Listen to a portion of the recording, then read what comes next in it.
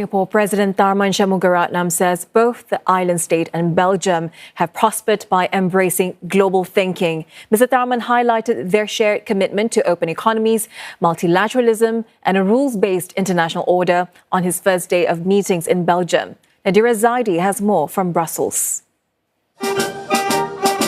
A ceremonial welcome at the Royal Palace for Singapore President Tharman Shanmugaratnam, who was greeted by the King and Queen of Belgium. This is the first state visit by a Singapore leader to the country. Mr. Tharman got down to work and held bilateral meetings at the Belgian Parliament, discussing the importance for both sides to uphold multilateralism and respond more effectively to global challenges like climate change. Belgian Prime Minister Bart de Wever also met with Mr. Tharman, where both sides reaffirmed ties and agreed to strengthen cooperation in areas like innovation and sustainability. They also welcomed the growing partnership between Singapore's Maritime and Port Authority and the Port of Antwerp-Bruges. Plans to work together to advance maritime digitalization and reduce carbon emissions are underway. At the heart of Brussels, Mr. Tharman was also given a ceremonial welcome by the Mayor of the City of Brussels, Philippe Close. King Philip said at the state banquet in the evening that Belgium highly values Singapore's foreign policy that is driven by the need for peace, stability and respect for international law.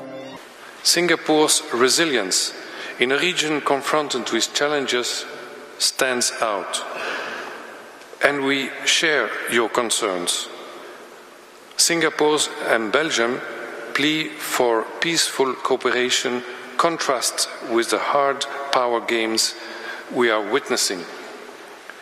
And your international advocacy is supported by actions. Mr. Tharman also celebrated the similarities that both countries share. It's been almost 60 years since we had formal diplomatic relations, and it's allowed us to build a strong and enduring bond, built on a shared commitment to open economies, multilateralism, and a rules-based international order.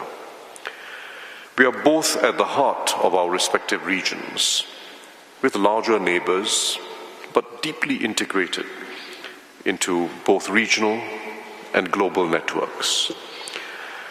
And our two countries have thrived by thinking and acting internationally. Besides meetings with Belgian leaders, Mr. Tharman also took time to participate in a wreath-laying ceremony at the Tomb of the Unknown Soldier. It's to commemorate soldiers who died in the First World War. For the next few days, Mr. Tharman will visit various sites and also engage with non-profit organizations working on youth empowerment and social inclusion. Nadirah Zaidi, Brussels. Singapore's Maritime and Port Authority and Belgium's Port of Antwerp-Bruges will be working together to enhance the digitalization and decarbonization of the maritime sector.